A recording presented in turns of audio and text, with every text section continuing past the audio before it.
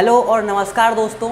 आज हम लोग बहुत बेहतरीन सा जो है आप लोगों का बहुत ज़बरदस्त चीज़ हम लोग जानने वाले हैं। पूरा कंप्लीट इसके बारे में डिटेल में बात करेंगे। किसके बारे में? तो हमारा एएलपी और टेक्नीशियन जिसका वैकेंसी हम लोग मान के चलते हैं कि आज से 3 या 4 मंथ बाद दे ही देगा। आप लोग 4 मंथ के बाद ये आपका वैकेंसी आ जाने वाला है।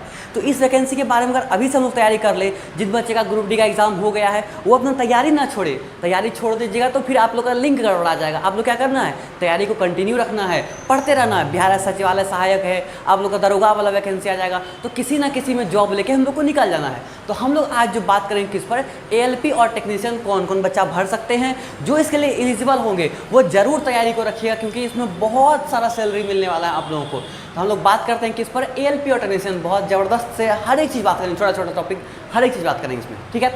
तो सबसे पहला हम लोग बात कर लेते हैं कि एएलपी और टेक्नीशियन का जो फॉर्म है वो कौन कौन बच्चा भर सकता है। कौन, उसका क्वालिफिकेशन क्या होगा, क्वालिफिकेशन क्या होगा।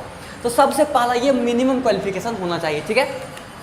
सबसे पहला कि एएलपी और टेक्नीशियन वही बच्चा भर पाएगा, एएलपी और टेक्नीशियन वही बच्चा भर पाएगा जो 10th क्लास पास होगा किस और आईटीआई डिग्री के साथ पास हुआ। कौन सा, 10th क्लास तो पास होगा ही, लेकिन आईटीआई किया हुआ होना चाहिए। कौन कौन सा ट्रेड का, इलेक्ट्रीशियन, फिटर और वेल्डर ईटीसी जैसे और कोई भी होना चाहिए, वो आईटीआई पास होना चाहिए। वही बच्चा कौन भर सकता है, एएलपी और टेक्नीशियन दोनों भर सकता है, सिंपल।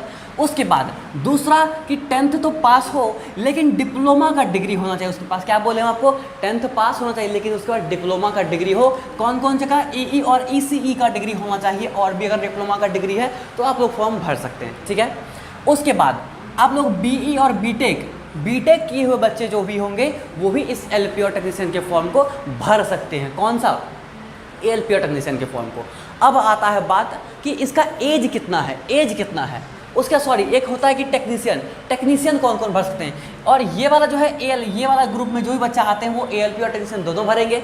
लेकिन केवल अगर टेक्नीशियन फॉर्म भरना होगा आपको 12th क्लास पास होना चाहिए, वो साइंस से हो। आप लोग 12th पास होना चाहिए, किससे, साइंस के साथ। और कौन सा, फिजिक्स केमिस्ट्री और मैथ।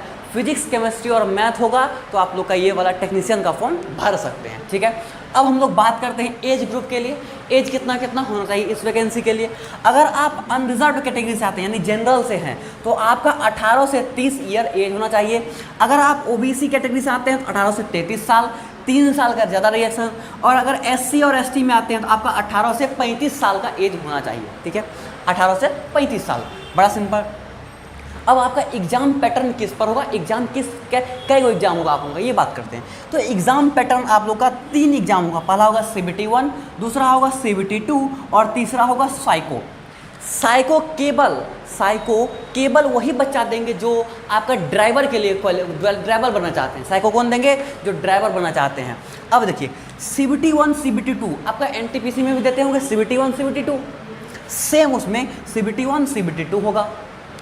अब देखिए CBT1 क्वालिफाइंग नेचर का होता है। अगर आप इसमें CBT1 में क्वालिफाई करते हैं तो आपको भेज दिया जाएगा CBT2 में। आप अगर एएलपी के लिए हैं तो एएलपी के कैंडिडेट होंगे, अगर टेक्नीशियन के लिए हैं तो टेक्नीशियन के लिए। अगर आप एएलपी और टेक्नीशियन दोनों पोस्ट के लिए एलिजिबल हैं तो आप दोनों पोस्ट के लिए फर्क कर सकते हैं, ठीक है। तो पहला CBT2 क्या होगा, CBT1 आपका क्वालिफाइंग होगा। उसके बाद CBT2 जो होगा उसमें 2 एग्जाम होगा, पहला पार्ट 1 और पार्ट 2। पहले बात कर लेते हैं कि CBT1 में क्या एग्जाम पैटर्न रहने वाला है, CBT2 का क्या एग्जाम पैटर्न रहने वाला है, उसका हम बात कर लेंगे साइको के बारे में, ठीक है।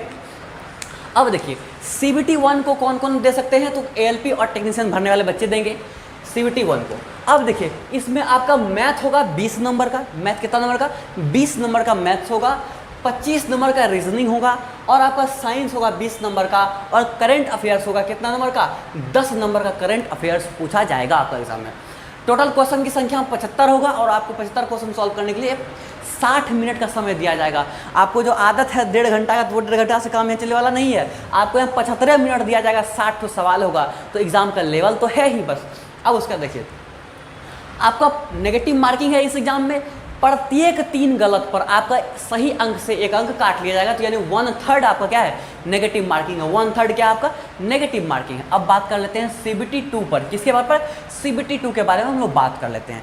CBT2 में 2 पार्ट में एग्जाम होगा, पार्ट ए और पार्ट बी। कौन सा पार्ट ए और पार्ट बी में। पार्ट ए में अगर जो बच्चा एएलपी CBT1 में पास किए हैं वो पार्ट पार्ट ए और पार्ट बी दे सकते हैं, लेकिन पार्ट बी वही बच्चा देंगे जो ड्राइवर बनेंगे यानी ALP बनेंगे, वही पार्ट बी का परीक्षा देंगे। लेकिन ALP और टेक्नीशियन दोनों देगा कौन? Part A. इसमें क्या होगा?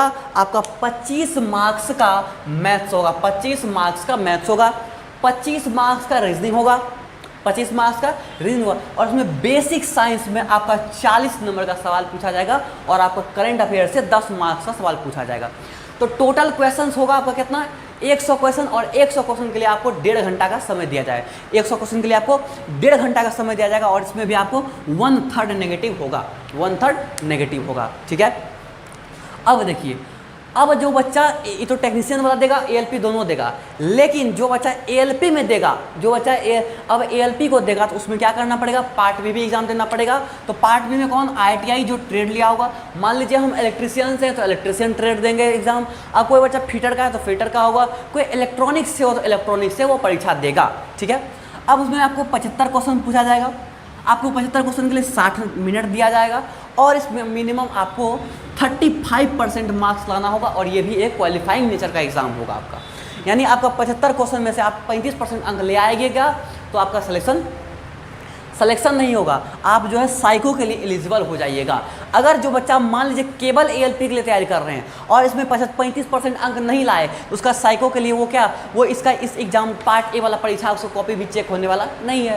यानी परीक्षा पार्ट 1 का कॉपी चेक तभी होगा ALP वाला का जब इसमें वो 35% अंक लाए होंगे। इसके बाद क्या होगा? वो बच्चा आपका पार्ट बी में क्वालिफाई कर जाएगा, और पार्ट ए में जो बच्चा टेक्नीशियन के लिए वो क्वालिफाई करके टेक्नीशियन पोस्ट बन जाएगा। लेकिन पार्ट ए और पार्ट बी से क्वालिफाई करके वो साइको के लिए एलिजिबल हो जाएगा। इसके बाद वो साइको देगा, उसके बाद ALP के लिए फाइनल मेरिट बनेगा किस आधार पर? तो आपका CBT2 का, ये CBT2 का 70% मार्क्स और साइको एग्जाम का 30% मार्क्स के अनुसार उसका फाइनल मेरिट लिस्ट बनेगा। उसके बाद आप लोग का सिलेक्शन हो जाएगा, जिसमें आप लोग ज़बरदस्त लाइफ सेट हो जाएगा। तो आप लोग एग्जाम तो ग्रुप डी का दे दिए हैं, बिहार से वाला सहायक है, बिहार दरोगा आने वाला है, अभी जो है 2022-23 आप लोग के लिए गोल्डन ईयर होने वाला है, इसमें ज़बरदस्त वैकेंसी आने वाला है। आप लोग इस तरह के नॉलेजेबल वीडियो के लिए चैनल को लाइक कर लीजिएगा, सब्सक्राइब कर लीजिएगा, और आने वाले वीडियो के लिए क्या कर लेना है? चैनल को सब्सक्राइब करके जरूर रखना है। ठीक है, आपको अगर अच्छा लगता हो तो अपने दोस्तों को जरूर शेयर करें। ठीक है, थैंक यू सो मच।